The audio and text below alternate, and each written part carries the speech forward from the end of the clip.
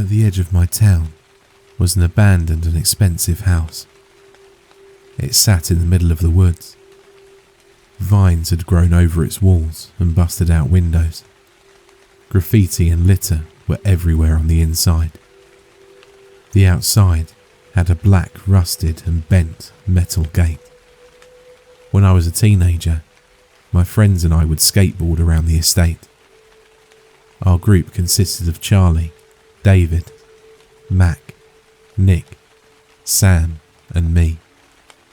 We trespassed near the front garden. The smooth cement pathways with aligned withered hedgerows were too tempting to avoid. The small manor was so far removed from the rest of the public that we never got into trouble. Still, even as adventurous as we may have been, we never went into any level of the house. A stone well sat near a utility shed on the northeast part of the property. Although I peered down into its depths on more than one occasion, I never thought much of it. It had been dry for a long time. We found this out as one day we tried to retrieve water from it out of pure curiosity. The well went so far down that blackness covered its bottommost part. A decade has passed since then. Some people in my friend's group died.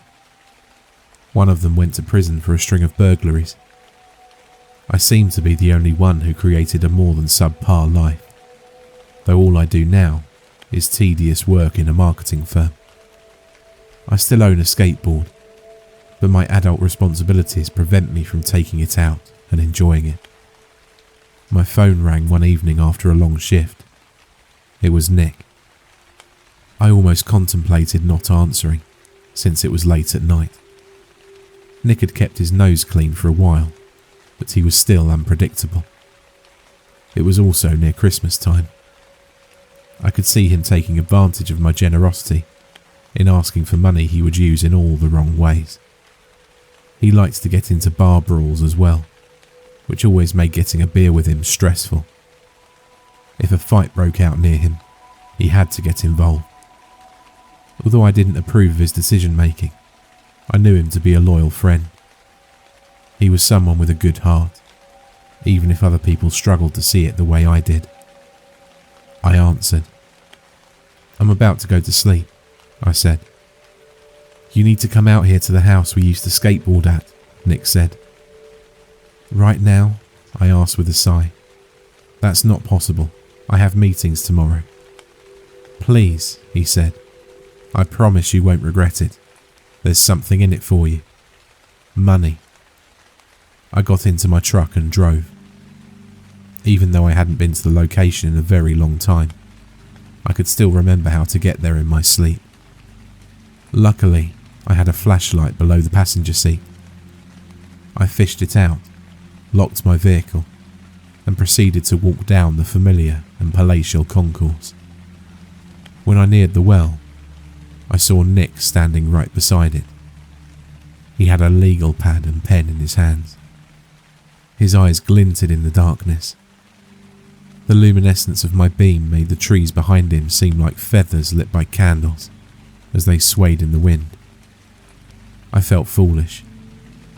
I wondered if he'd roped me into some kind of illegal transaction, or as a co-conspirator to a crime.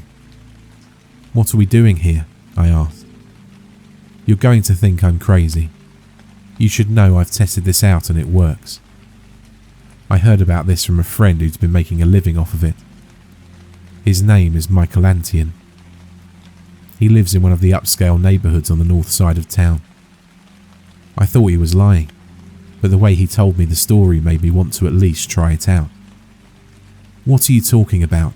I asked, as frustration overcame me. He handed me the yellow legal pad and writing tool.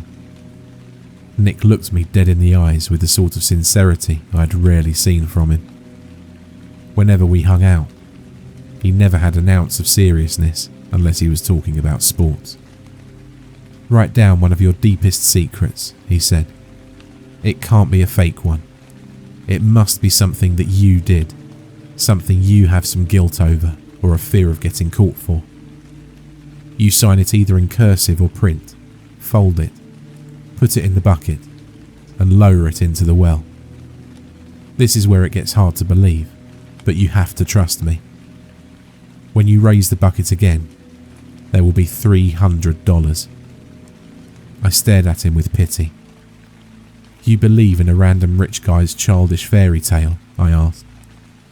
So you have to confess to a crime or a mistake in writing with a signature. Money comes up afterwards. You didn't think this could be a law enforcement operation? If this is some kind of gag you created when you were high, it's not funny. The first secret I shared wasn't illegal, he said. I wrote down how I slept with Christina less than a week after you and she broke up.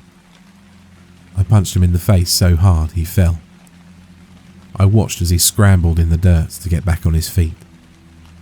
He spat out blood and wiped away a rosy stream that dripped from his nose. At least I finally told you, he said after he stood. I never flirted with her when you guys were together. I also wouldn't have written it down if I didn't feel awful about it. As much as I wanted to give him an extra helping of pain, I also had to acknowledge how he had a point. While I felt as though he violated an unspoken code, I did have to admit that she was no longer with me at that point. Try it out, he said.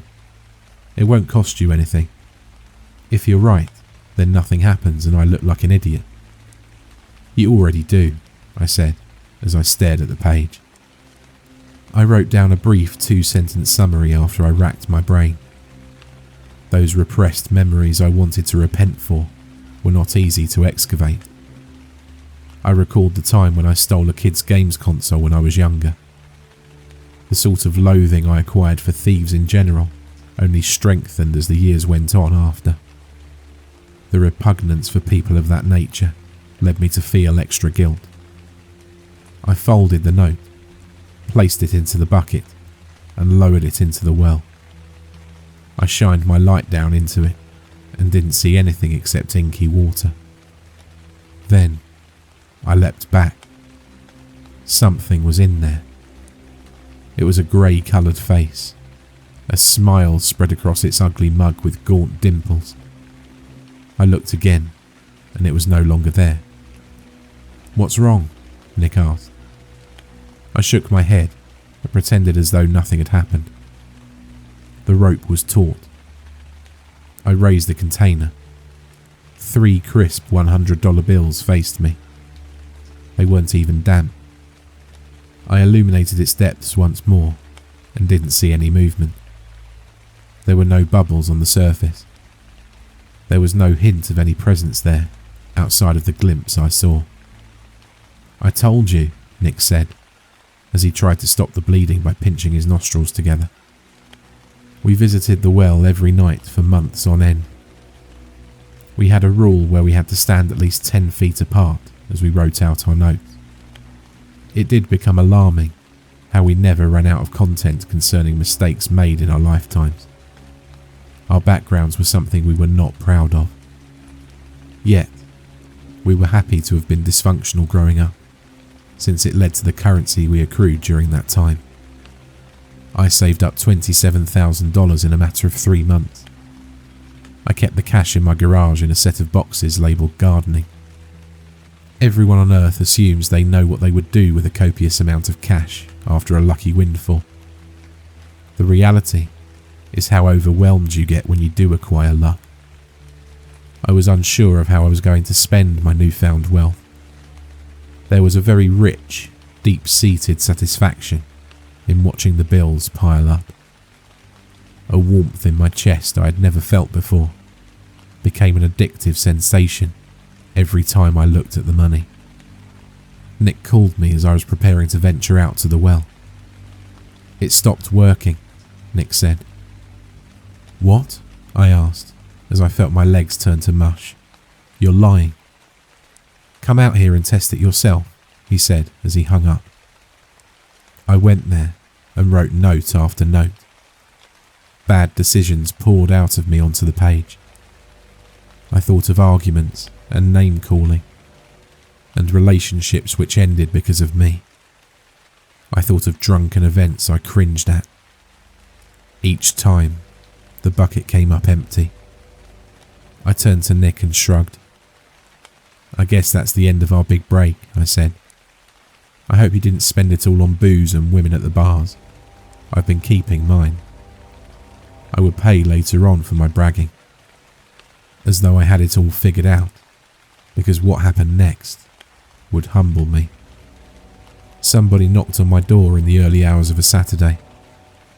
I was already awake and thinking about breakfast. I walked over to the entranceway, peered through the peephole, and saw a man in a suit. He had an expensive watch on. Everything about him seemed official. I wondered why the FBI might bother me. I answered. He said my name, but he possessed a tone as though it was a question. "That's me," I said. He reached into his pocket and pulled out a small satchel. He retrieved an average printer-sized piece of paper. He turned it over and showed it to me. It was the many secrets I had written down. They were in linear order. Creases and lines kept each week separated. My first reaction was to reach out for the piece of paper. He handed it over to me, and I tore it up. "I have many copies," he said. "You destroying it changed nothing. It doesn't give me any less power over you."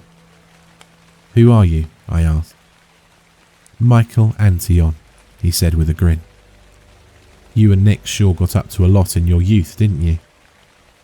I have a copy of his list as well, in case you want to know how many times he betrayed you. You're not surprised though, are you?" I didn't answer.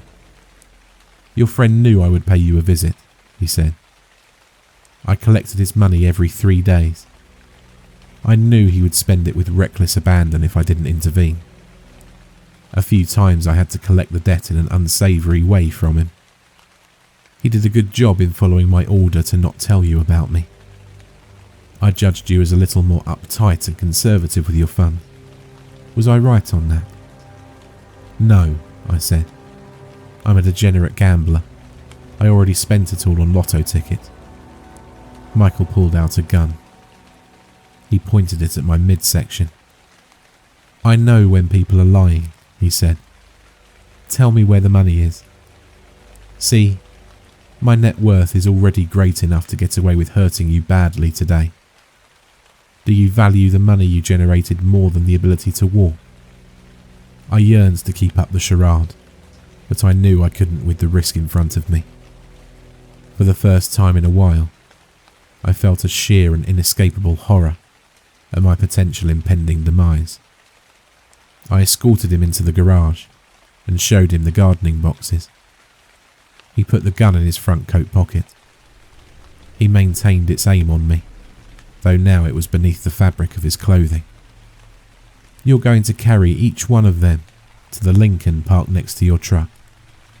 If any of the neighbours ask what you were doing, tell them you were helping a friend by giving him some new tools. It was roughly £59 worth altogether and required different trips. He demanded that we talk about the latest baseball game. It was a way to seem innocuous should anyone eavesdrop." "How did you do it?" I asked, after I placed the final box in the compartment. "You won't believe me," he said. "Whatever you did works," I said. "I don't understand how you collected our notes when the bottom of the well had water." I remembered how I did see a face that one time. "There are servitors who do my bidding after I cast a spell," he said. "The problem is, they have a very diminutive shelf life. The creation of them gives diminishing returns over time. The more I create, the weaker they get. I found out that when they have new victims to feast upon, they gain more strength. The more secrets to indulge in, the better it pays off for me. I ran out of my secrets a long time ago, believe it or not. I lived a clean life until I figured out how to make more money." He walked backward, not wanting to avert his gaze from me. "If you ever tell anyone about what I did here today, I will share your confessions with the world." He got into his Lincoln and drove away. It took me half a month to muster the bravery, but I went to a hardware store and purchased a sledgehammer. I drove out to the well one final time and smashed it to bits. I chopped the bucket apart.